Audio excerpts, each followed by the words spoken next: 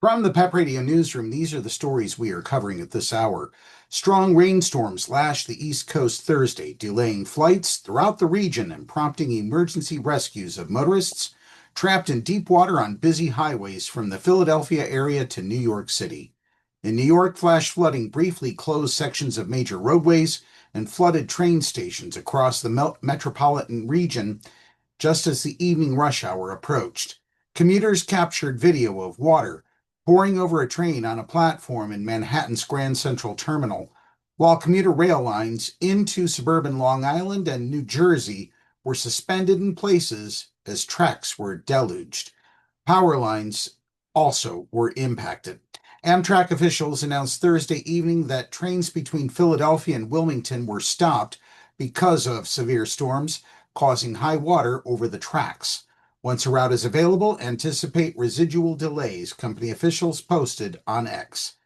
Traffic cameras and social media posts on a highway in the New York City borough of Queens showed motorists at one point standing on the roofs of stranded vehicles in a tractor trailer nearly fully submerged.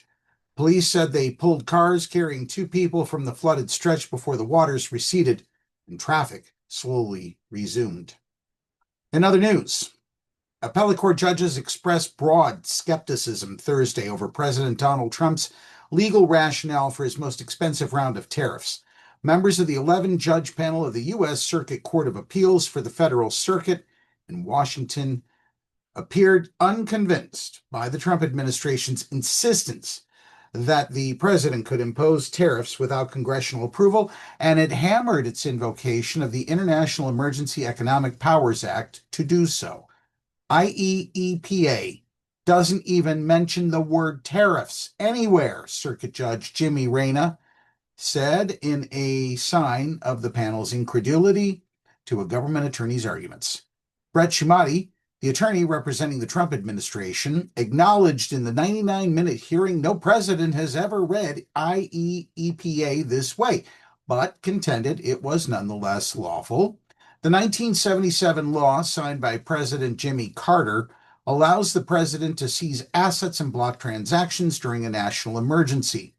It was first used during the Iran hostage crisis and has since been invoked for a range of global unrest, from the 9/11 attacks to the Syrian civil war. Trump says the country's trade deficit is so serious that it likewise qualifies for the law's protection.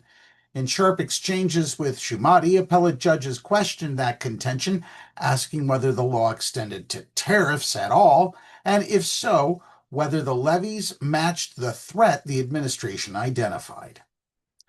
Former nSYNC star has become ill. Justin Timberlake has been diagnosed with Lyme disease, the former nSYNC star said on Instagram Thursday. Timberlake shared the news in a post commemorating his Forget Tomorrow tour, which wrapped in Turkey on Wednesday, adding that the disease can be relentlessly debilitating, both mentally and physically. The sexy-back singer, who described himself as a private person, wrote he considered ending the tour when diagnosed, but wrote that he decided the joy that performing brings me far outweighs the fleeting stress my body was feeling. I'm so glad I kept going.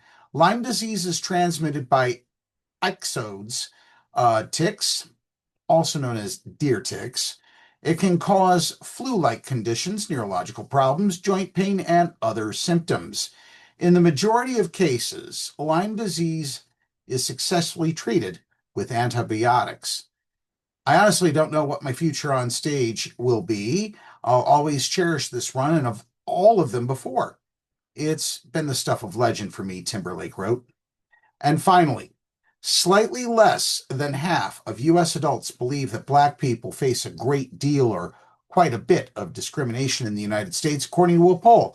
That's a decline from the solid majority, 60%, who thought Black Americans faced high levels of discrimination in the spring of 2021, months after racial reckoning protests in response to the police killing of George Floyd.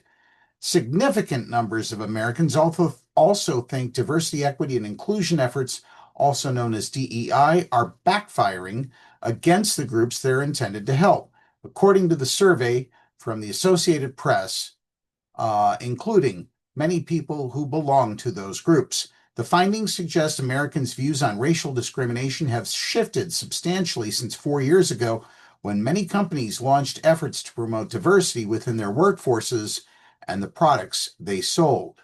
Folks, that is what we call privilege. Say it with me now. Privilege. See, I knew you could. Just because you personally aren't facing discrimination does not mean that other people are not, no matter how you feel or what you think.